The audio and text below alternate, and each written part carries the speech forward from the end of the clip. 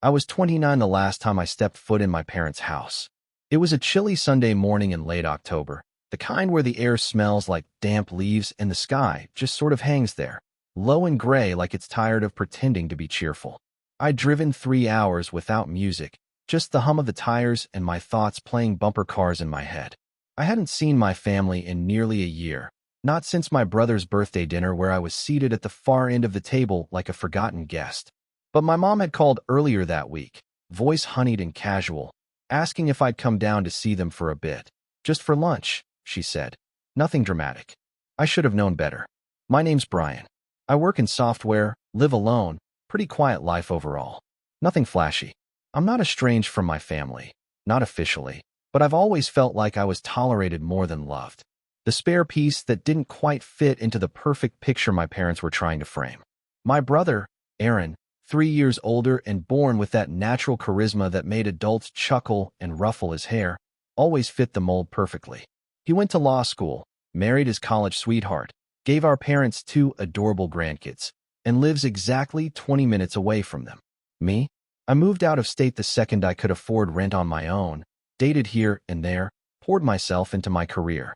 The way my family sees it, Aaron built a life. I built a hobby. Still, I wasn't going down there to start anything. I told myself that repeatedly. I'd rehearsed how I'd keep things light, smile politely, dodge the jabs I knew were coming, and just leave after a few hours. Maybe it was guilt. Maybe I thought I was mature enough to rise above it all. But deep down, I think I just wanted to be proven wrong. I wanted to believe that maybe things had changed. When I pulled into the driveway, the house looked the same. White paint peeling just a bit under the windows, garden gnomes my mom insisted were whimsical, and the same faded welcome mat that had been there since I was a teenager. I stood there for a moment, hands in my pockets, before knocking. My mom answered with her usual tight-lipped smile and a quick, perfunctory hug. "You look tired," she said before I could even say hello. "Are you eating enough?" Classic. Inside, the house smelled like roasted chicken and rosemary, something Aaron's wife probably prepped earlier. She's big on meal planning. I said hello to my dad, who gave me a distracted wave from his recliner without looking up from the news. The grandkids were over too, apparently, judging by the shrieks coming from upstairs. And of course, Aaron arrived just minutes after me, perfectly timed as always, breezing in with a joke and a bottle of wine. Everyone lit up. My mom kissed his cheek. My dad finally turned off the TV. Even the dog started wagging its tail like it had just seen Elvis. I stood there like furniture. We made small talk around the kitchen island. I asked about the kids' school projects, nodded through Aaron's story about some corporate merger I didn't care about, and politely declined the wine. "Still not drinking?" Aaron asked, eyebrows raised like that was some great character flaw.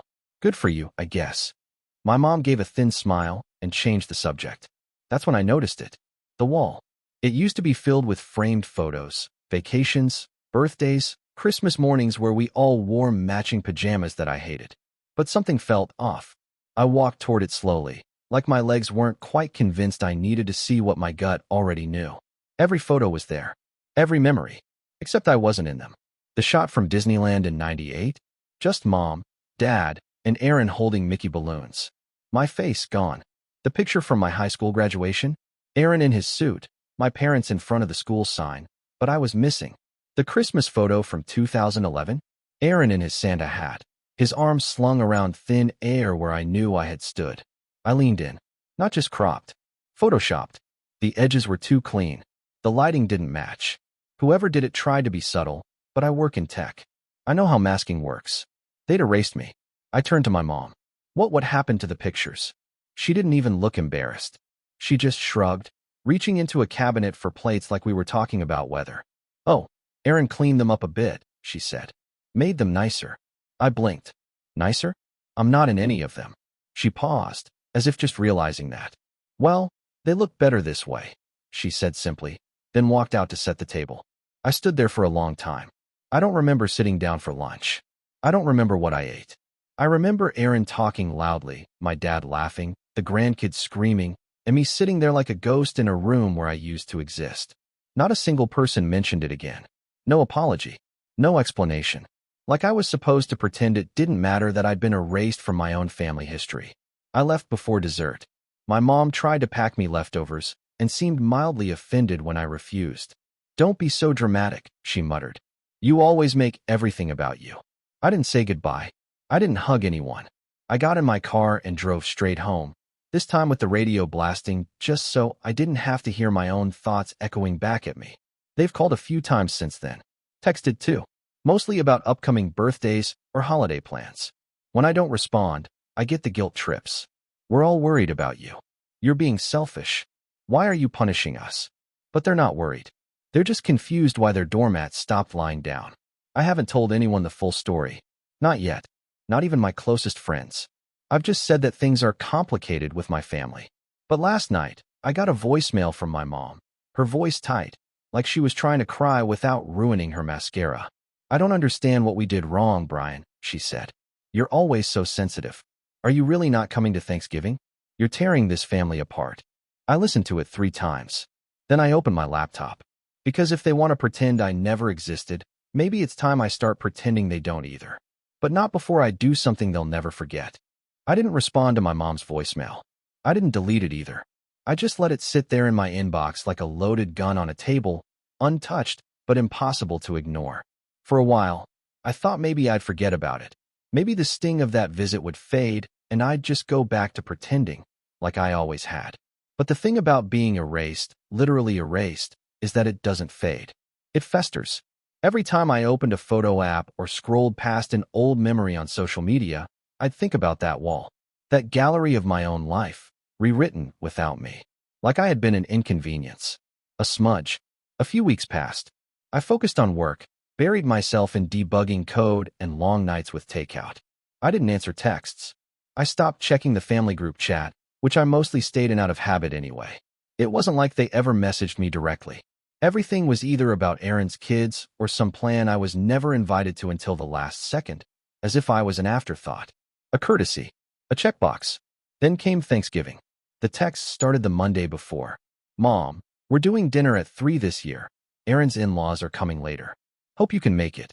Aaron, don't be weird, Brian. Just show up. Mom, again, it would mean a lot to your father." Dad sent thumbs up. No apology. No mention of what happened. Just a casual expectation that I'd fall back into place like nothing had changed. Like they hadn't framed an alternate version of my entire childhood on their living room wall. I left them all on read. Thanksgiving morning, I got one more message from my mom. It was a photo. The table was already set. Crystal glasses, gold-trimmed china, centerpieces that looked straight out of a Pottery Barn catalog. And there, right in the middle, were personalized name cards in elegant cursive. One for Aaron. One for his wife. One for each of their kids. One for my parents. Even one for Aaron's dog, who apparently was considered family enough to earn a seat at the table. No card for me. I laughed when I saw it. Not because it was funny, but because it was so absurd I didn't know what else to do. That was the moment I realized I wasn't just excluded, I was being edited out. In real time. Like they were actively crafting a version of this family where I had never existed. I stayed home that day, made spaghetti, and watched old sitcom reruns. Around 5:30 p.m., I got a call from my mom. I let it go to voicemail. She sounded annoyed this time, not emotional. "We waited for you, Brian. Aaron told me not to, but I said we should. Why are you doing this? Why are you punishing us for trying to keep things peaceful?" That word again. Punishing. As if I was the one making things difficult. As if they hadn't rewritten my life out of existence and expected me to smile about it over mashed potatoes. That night, I went digging. I opened a folder on my hard drive labeled Old Stuff and started scrolling through pictures from the past 20 years. Real photos. The ones I had saved because they actually meant something to me. There was one of me and Aaron building a treehouse with our dad in the summer of '99. Another of all of us at my college graduation. Me holding my diploma, beaming, my mom with tears in her eyes. And there was one I had completely forgotten about, my 10th birthday party. I was in a homemade Batman costume, chocolate frosting smeared across my face, Aaron holding up a sign that said, "Happy birthday, little bro," with way too many exclamation points. I stared at that one for a long time, because it meant that once, at least once, this family had loved me, or at least pretended to. And somewhere along the way, that version of us got lost. I wasn't prepared for what happened next. A week later, I got a text from my cousin Megan. We'd always been close growing up, but drifted apart after she moved out of state. Still, we followed each other on Instagram and occasionally liked each other's stuff. Her message was short. Megan, hey, are you okay? I saw something weird at Aunt Laura's last night. I called her immediately. Apparently, Aunt Laura had pulled out a few old photo albums while Megan was visiting. Family pictures, holidays, all that. But the thing that caught Megan's eye was that several photos had been altered. Badly. Like, she could see where the edges didn't quite match. And more importantly, she remembered me being in them. She remembered the original versions. I swear, Brian, there was this one from that Christmas at Grandma's house when we were teenagers. You and I were standing in front of the tree making goofy faces. I know you were in that photo. But when Aunt Laura showed it to me, you were gone. Like you'd never been there. My blood went cold. Did you ask her about it? Yeah, Megan said, hesitant. She just kind of brushed it off. Said she didn't remember you being there. Which is insane, because you were literally the one taking most of the photos that year. I couldn't breathe. It wasn't just the pictures on my parents' wall. It wasn't just their house. It was spreading. I think they've been giving people the edited versions, Megan said quietly. Sending them out. Replacing them. I hung up and immediately called another cousin, Tom, who lived nearby and had always been neutral in the family drama. I asked him if he had any old photos saved from back in the day. He did. I asked him to send me the ones from my 21st birthday party. It had been at my parents' house, back when things were still normal-ish. I remembered us all taking a big family photo in the backyard under those tacky solar lights my mom loved. He sent it. I opened the image.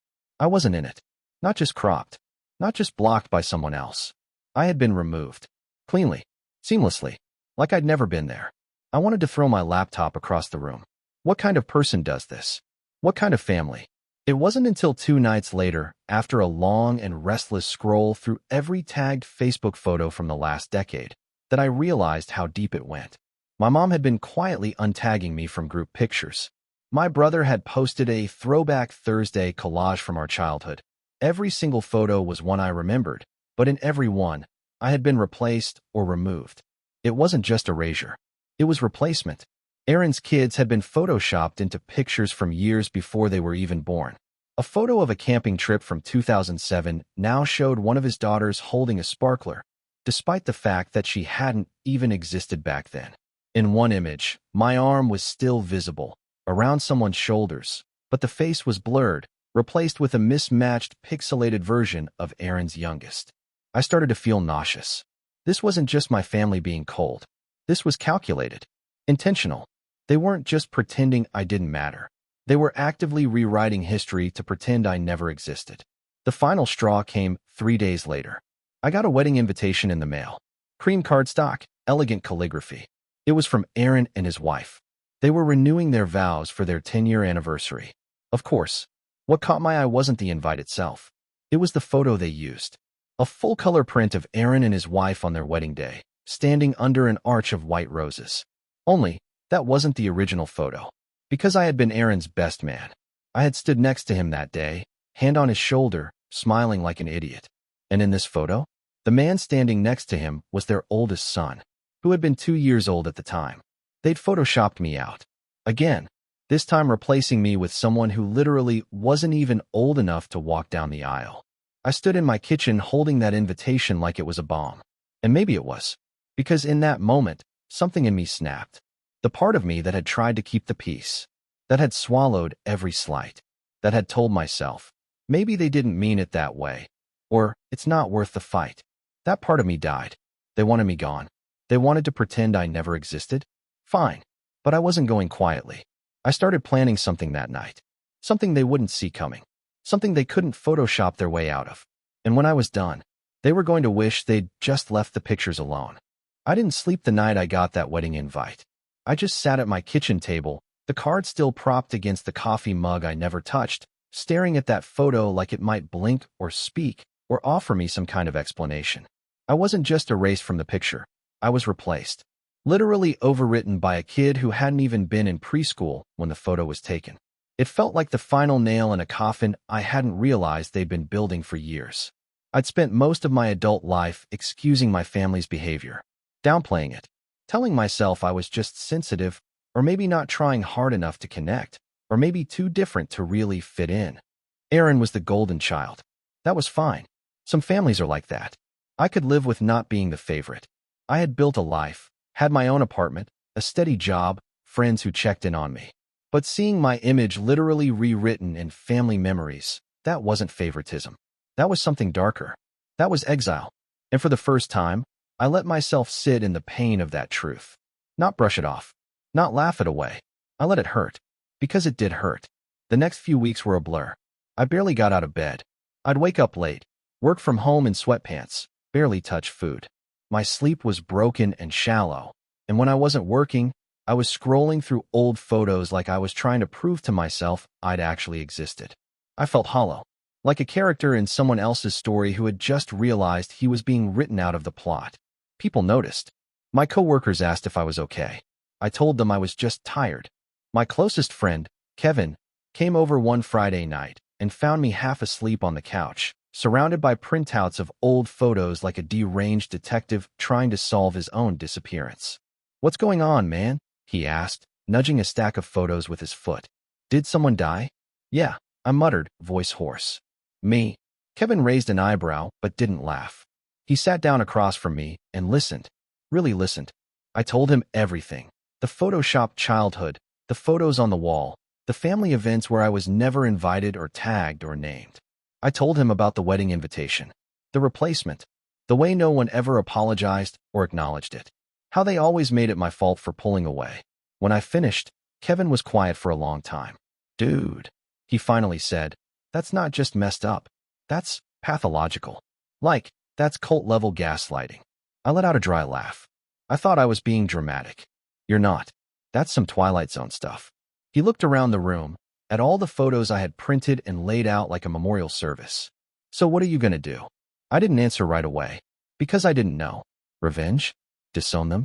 Call them out? Publicly? Quietly? I was still too tangled in the grief to think straight. But I knew one thing for certain. I wasn't going to let them define me anymore. That night, after Kevin left, I opened a blank document on my laptop and started typing. Not a letter to them. Not a plan for revenge. Just my story. From the beginning. I wrote about what it was like growing up invisible. About the little slights that I used to tell myself didn't matter. About the birthday they forgot. The graduation dinner they skipped. The times they joked about me being the weird one. I wrote about the photos. The edits. The silence. And I kept writing. Every night. Until my fingers ached and my mind emptied. It was the first thing that made me feel like me again. Like I was taking my identity back, sentence by sentence. In the following weeks, I started reclaiming other parts of my life too. I cleaned my apartment top to bottom. I got a haircut, bought a new desk, rearranged the furniture. I deleted the family group chat from my phone, blocked my mom and Aaron on social media. Not out of spite, out of necessity. I needed space to breathe. I also started therapy. It had been a long time coming. I'd always made excuses, too expensive, too time-consuming, not for me. But the truth was, I was scared to sit with the things I'd buried. Scared to hear that maybe I had done something to deserve the way I was treated. But my therapist, a quiet, observant woman named Michelle, didn't let me go there. "You don't need to earn basic dignity," she said in one of our first sessions. "You don't have to perform to be worthy of love." That sentence cracked something in me. Over the next few months, I learned how to speak about my pain without minimizing it. I learned that boundaries weren't cruel, that it was okay to walk away from people who chose to harm you, even if they shared your DNA. I started going for long walks after work, letting my thoughts drift without dragging me under. I rediscovered my love for photography, real photography, not the kind that deletes people. I started shooting cityscapes at dusk, portraits of strangers at the park, candid shots of street performers. I created an Instagram account to share my work anonymously. Within a few weeks, it started gaining traction. One photo in particular, an old man sitting alone on a bench, silhouetted by the orange glow of a street lamp, got reposted by a local art page. It exploded. People commented about how haunting and beautiful it was. Someone said it felt like a visual poem about grief and healing. They didn't know how right they were. That photo became my profile picture, not because it was popular, but because it reminded me that I still had a story to tell, that I was still in the picture, even if others tried to crop me out. Then, one afternoon, an email popped up that stopped me cold. Subject line, Family Archive, request for photo submissions. It was from my Aunt Laura. Apparently, she and a few other relatives were putting together a digital memory book for Grandma's 80th birthday. They were asking everyone to submit old family photos and stories to compile into a slideshow for the party. I stared at the screen for a long time. My first instinct was to ignore it, to delete it, and keep moving forward with my new, quiet life. But then I thought about the photos they'd already collected, the ones Aaron and my parents had probably submitted. I thought about how this archive might become the record, the version of our family history that would live on. And I couldn't shake the feeling that if I didn't do something, they'd win. So I started going through my hard drive again. But this time, I wasn't just collecting evidence. I was curating my version of the story. I pulled together photos they couldn't have deleted, ones I had taken on my own camera, or where I was the only person in the shot. I included goofy selfies with my cousins, behind-the-scenes photos from family trips, pictures of me and Grandma baking cookies in her old kitchen, flowers smudged on our faces, photos that proved I'd been there, that I'd mattered. I even included one photo from Aaron's wedding, the original version, where I was standing right next to him, beaming in my ill-fitting suit, holding the ring box. I labeled it Best Man 2013, and I wrote captions for all of them. Not snarky, not petty, just truthful. This was the summer we all went camping. Aaron and I fought over who would pitch the tent faster. I won. This was my college graduation. Mom said she was proud of me that day. This was my 10th birthday. Batman party. Grandma made the cake. I ate 3 slices and got sick. Worth it. I uploaded all of them to the shared drive. 3 days later, I got a message from Aunt Laura. Aunt Laura, thank you for sending these, Brian. Some of them brought me to tears. I'd forgotten how much you were part of everything. Another message followed. Megan, saw your photos. Thank you. I knew I wasn't crazy. The slideshow went live a week later. I wasn't at the party. I hadn't been invited. But Megan sent me a video of the slideshow playing on a screen in Grandma's living room. I watched as image after image filled the screen. Photos of me, laughing, building, celebrating, growing. The music was soft. The mood, nostalgic. And then came the wedding photo. The original. I watched as Aaron's face visibly stiffened in the video. His jaw clenched. His wife leaned over and whispered something. My mom looked away. Good. They weren't the only ones with the power to shape a narrative. I never got a direct message from Aaron. Or my parents. No apology. No explanation. But I didn't need one anymore. Because something had shifted. They wanted me gone. But I had reclaimed my place. Not by begging to be included. By proving I'd always been there. Still, this wasn't the end. Because while they were busy pretending I was invisible, I was quietly planning something they would never be able to ignore. I waited. Not for an apology. By now, I knew that wasn't coming. What I waited for was clarity. Not emotional, but strategic. Revenge wasn't about explosions, or yelling matches, or big dramatic gestures. It was about timing. Precision. Letting the truth slip into a space so public, so undeniable, that even the most manipulative people couldn't distort it anymore. And after reclaiming my own identity piece by piece, through my art, through therapy, through reconnecting with relatives who did remember me, I finally had the clarity I needed. I started with research. I began compiling timelines. I made a spreadsheet, not out of obsession, but necessity. Every family event I remembered being at. Every photo that proved it. Every altered version I had evidence of. I cataloged them all. The original photo from my 10th birthday party with me in it, and the one Aaron had posted last year where I'd been replaced by one of his kids. The college graduation my parents said they barely remembered attending, despite the video I had of my dad giving a toast.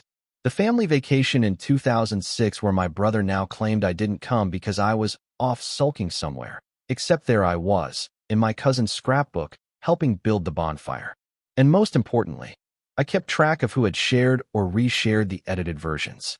Aunt Laura, Uncle Rick, my mother, Aaron. All of them had either reposted altered images or participated in this narrative rewrite. But I also tracked the ones who hadn't. My cousin Megan, for one.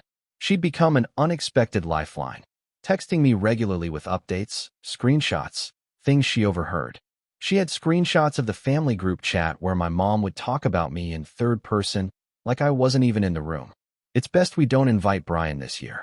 He always makes things uncomfortable. Aaron's worried about the energy Brian brings. We're trying to keep things light. Let's not include him in the memory book photos, okay? We wanted to be positive. Positive. That word again. It burned. Megan also found something else. Apparently, Erin had started telling people I'd distanced myself from the family after a nervous breakdown. Not because of their treatment, not because I was being actively erased from every corner of our shared history, but because I was emotionally unstable. That was the push I needed. So I reached out to the last person I ever thought I'd call again, Grandma. She was 80 now, sharp as ever, but quiet. She'd always been diplomatic in family matters, the type to mediate instead of take sides. But she was also sentimental. She kept boxes and boxes of photos, real ones, untouched, unfiltered. Photos my parents probably hadn't touched yet. I called her and asked if I could come visit. She sounded surprised, but warm. I'd love that, she said. It's been too long. I drove the next weekend. She lived in a small town just a few hours away, and when I got there, she greeted me with a frail hug and watery eyes. You look just like your grandfather, she said, touching my cheek. We had tea, talked about nothing at first, then about the family. I treaded carefully until I saw the old album on her coffee table. I asked if I could look through it. She handed it over. There I was, page after page, smiling, awkward, teenage me, holding sparklers, helping in the garden. Even Erin and I, arm in arm, at his engagement party. There was no denying it. I'd been there. I'd mattered. And now I had the proof. Undisputable. Tangible. Grandma, I said softly, do you know that some of these photos are different online? She blinked. What do you mean? I showed her. My phone. Side-by-side comparisons. Original versus edited. The cropped birthday photos. The wedding picture. My literal deletion. Her hands shook a little as she held the phone. They did this? She asked. Yeah, I said. They did. She looked at me for a long time. Then she said something I didn't expect. You should tell people. I paused. You think so? I know so, she said. It's time someone did. So I began. First, I secured digital copies of Grandma's photos. She even helped me scan some of them. We laughed at how bad some of the old shots were. Her printer jammed 3 times, and we ended up eating frozen pizza on TV trays like it was 2002 again. For a moment, it felt like family was a real thing again. Not a lie, not a performance. Once I had everything, I sat down to build what I came to call the archive. Not for the public. Not yet. For now, it was a personal project. A Dropbox folder with clear labels. Originals. Edited versions, collected. Side-by-sides. Video evidence. Voice memos, from Grandma, Megan. I even made a timeline document. It was clinical, almost cold. Exact dates, image names, who shared what, where, and when. No commentary. Just facts. The pattern was clear. Over the last 6 years, I had been systematically scrubbed from the family history by Erin, my parents, and, whether knowingly or not, a few others. With this archive built, I now needed the moment. The spark. The perfect time to expose it. Not just for vindication, but for impact. I didn't want to scream it into the void. I wanted the truth to hit the exact people who'd spent years pretending I was nothing. And that's when fate handed me a golden opportunity. Megan texted me a screenshot. Erin and his wife were planning a family legacy video, a slick, edited documentary-style project to celebrate my parents' 40th anniversary. They'd hired a professional videographer, were collecting stories from relatives, and planned to play the final cut at a massive garden party in June. They were inviting extended family from all over the country. The whole thing was going to be recorded. It was perfect. I didn't tell Megan my full plan. Just asked if she could get me access to the videographer. She said she'd try. A few days later, she sent me his contact info. Don't say I gave it to you, she wrote. But he's chill.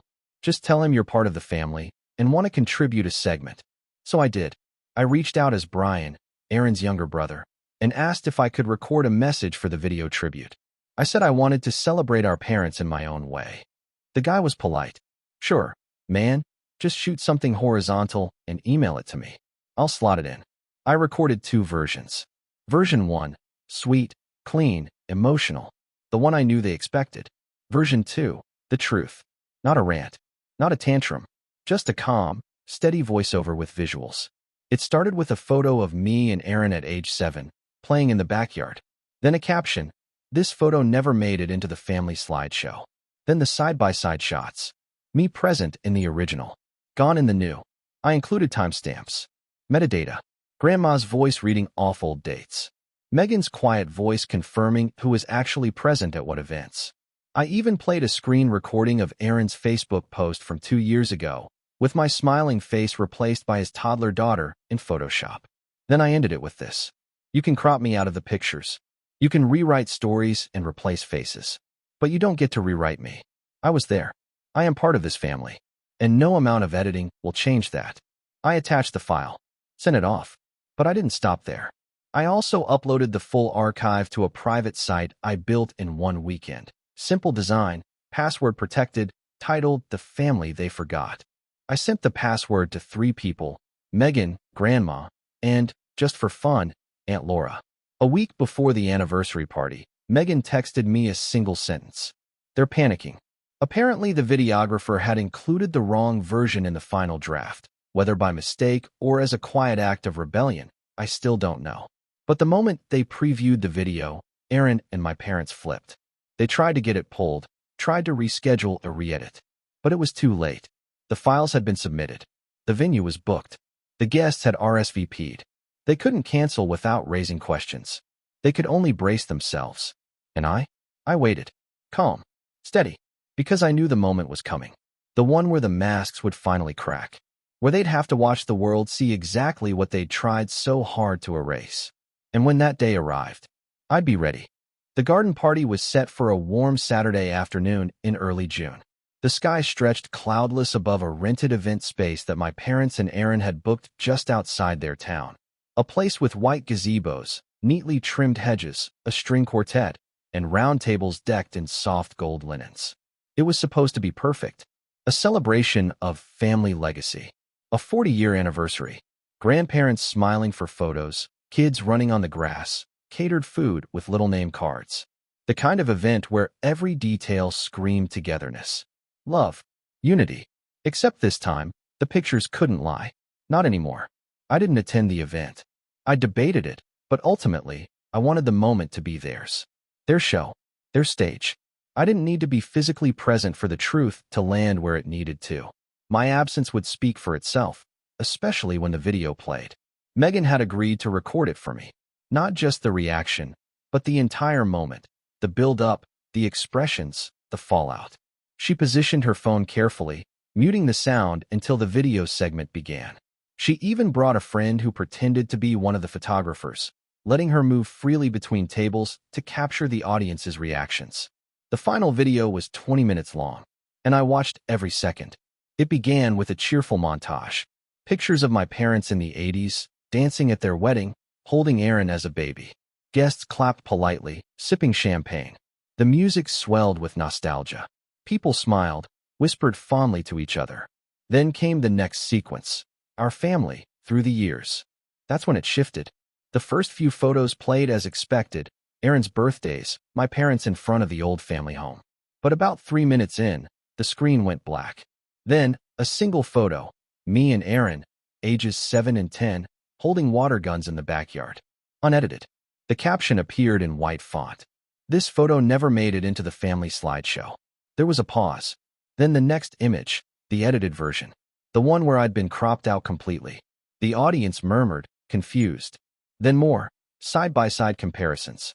My face erased. My arm still visible. Whole scenes rewritten. The captions were neutral, almost documentary style. Original, 2006 family camping trip. Edited version posted in 2021. Figure on the left replaced digitally. A few heads turned. Aaron, seated at the front table, visibly stiffened. My mother leaned toward him and whispered something, her hand clutching her pearls. Then my voice came on. Calm, clear, measured, not angry, not vengeful, just honest. I spoke over a slow pan of childhood photos. My name is Brian. I'm the youngest son of the couple being celebrated today. Some of you may not recognize me, and that's no accident. For the past several years, I've been gradually erased from our family's collective memory, removed from photographs, cropped out of narratives, replaced, or simply deleted. I'm not here to cause drama. I just want to share the version of this family you weren't shown. Gasps. Quiet coughs. The clinking of forks stopped. I showed more images. A video clip of Aaron's wedding where I stood beside him. Then the altered version they'd used for their vow renewal, where his son stood in my place. I timed it perfectly. As I spoke about being replaced, the frame froze on that specific swap. My face gone, his child photoshopped in, the lighting not even matched. I watched Aaron's face in the recording. He looked like a man watching his house collapse in slow motion.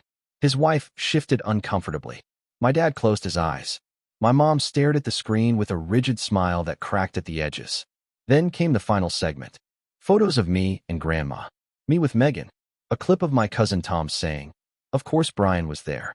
He took this photo," pointing to a group picture where I had been erased. And then Grandma's voice, trembling but firm, reading a quote from a letter she wrote me just 2 weeks prior. "Every family has a choice, between truth and comfort, between love and control. I'm sorry I stayed silent so long. You were always part of this family, and you always will be." I closed the video with one final image. Me, standing alone in the backyard last fall, holding a framed photo of my 10th birthday, the real one. Caption: "I was always there. You just stopped looking." The screen faded to black. Silence. No music. No applause. Just stunned, awkward silence. In Megan's video, you could see people start shifting in their chairs. A few guests glanced at Aaron, then at my parents. Some whispered. Aunt Laura looked like she'd swallowed a lemon. Uncle Rick took a long sip of wine. One of Aaron's friends actually got up and walked outside. Then came the whispers, the tension, and finally, the fallout. I found out later that the rest of the party went off script. The planned speeches were cut. My dad sat quietly for the remainder, barely speaking. My mom tried to laugh it off, tried to joke that Brian's always been theatrical. But people weren't buying it. Megan told me that 3 different relatives approached her privately to ask if the photos were real. She showed them the site, the side-by-sides, the dates. They couldn't deny it. The truth was out. But I wasn't done. The next morning, I updated the private archive to be public. I added a disclaimer at the top. This is not about shaming. This is about remembering what's true. Then I sent the link to every guest who had attended the party. Politely. Just so they could see the full story for themselves. I didn't call anyone out by name. I didn't need to. Within 48 hours, Aaron deactivated his Facebook. 3 days later, I got a text from an unfamiliar number. "Aaron, you win. Hope you're happy." I didn't respond. Because it wasn't about winning. It was about being seen.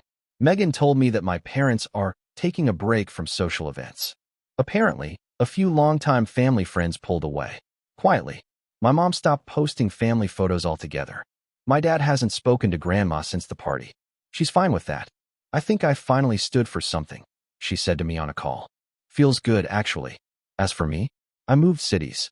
Got a new job in a bigger firm. One that respects balance and leaves room for passion projects.